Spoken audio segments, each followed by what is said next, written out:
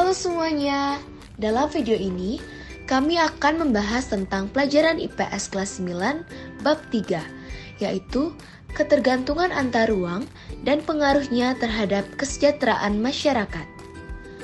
Dalam pembelajaran ini, kami didampingi oleh Dr. Putu Eka Juliana Jaya, SE, MSI. Sebelumnya, perkenalkan kami dari kelompok 2 yang diketuai oleh Ida Ayu Lan Pratnyani Dewi dan beranggotakan Ana Agung Sagung Istri Mas Malika Chandra Dewi, Gede Baskara Aryadana, dan IKD Bramasta. Pertama-tama, kami akan membahas tentang subbab A, yaitu perdagangan internasional. Perdagangan internasional adalah suatu kegiatan tukar-menukar barang atau jasa antara dua negara atau lebih untuk memenuhi kebutuhan bersama yang dilakukan dengan tujuan untuk mendapatkan keuntungan atau laba. Barang yang dihasilkan oleh negara yang satu berbeda dengan barang yang dihasilkan oleh negara yang lain. Oleh karena itu, tidak ada negara yang dapat memenuhi seluruh kebutuhan di dalam negaranya sendiri. Perbedaan inilah yang menimbulkan pertukaran hasil barang antara satu negara dengan negara yang lain. Ada beberapa faktor pendorong terjadinya perdagangan internasional. Yang pertama, perbedaan sumber daya alam di setiap negara. Perbedaan sumber daya alam di setiap negara dipengaruhi oleh letak daerah, letak geografis, dan juga iklim. Yang kedua, ada perbedaan tingkat kualitas sumber daya manusia. Tingkat pendidikan, kesehatan, dan ekonomi di setiap negara itu berbeda, sehingga kualitas dari sumber daya manusianya pun berbeda-beda. Selanjutnya, yang ketiga ada perbedaan ilmu pengetahuan dan teknologi. Jika ilmu pengetahuan dan teknologi suatu negara baik, maka mereka dapat menghasilkan barang lebih banyak, efisien, dan bermutu dibanding dengan negara yang lainnya.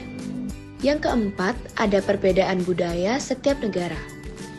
Budaya di setiap negara mempengaruhi barang yang dihasilkan oleh negara tersebut.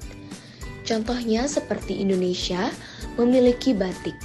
Itu menjadi sebuah daya tarik untuk negara lain membeli batik yang dibuat oleh Indonesia tersebut. Ada beberapa manfaat dalam perdagangan internasional, yaitu 1. Setiap negara jadi dapat memenuhi kebutuhan akan barang atau jasa.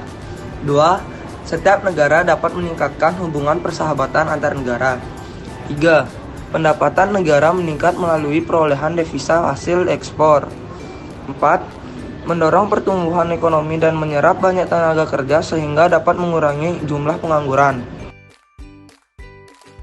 Selain manfaat, ada juga hambatan dalam perdagangan internasional, yaitu kebijakan pemerintah untuk melindungi produksi dalam negeri atau disebut dengan proteksi, kebijakan untuk membatasi jumlah ekspor dan impor atau disebut dengan kuota, kebijakan pajak atas barang ekspor dan impor atau disebut dengan tarif, kebijakan menjual barang di luar negeri lebih murah daripada di dalam negeri atau disebut dengan politik dumping.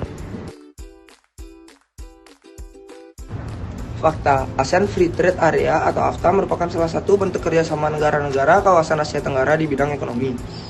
Kerjasama diperlukan karena setiap negara pastinya akan selalu berupaya meningkatkan kesejahteraan perekonomiannya, termasuk juga yang dilakukan negara-negara ASEAN. Opini, menurut kami perdagangan internasional sangat menguntungkan bagi setiap negara. Karena melalui perdagangan internasional ini, setiap negara dapat mengimpor barang dari negara lain sehingga setiap negara dapat memenuhi seluruh kebutuhan di negaranya sendiri. Kami juga sangat setuju dengan dibentuknya AFTA karena akan lebih mempermudah negara-negara untuk bekerja sama melalui perdagangan internasional. Sekian pembahasan kami mengenai subbab A, perdagangan internasional.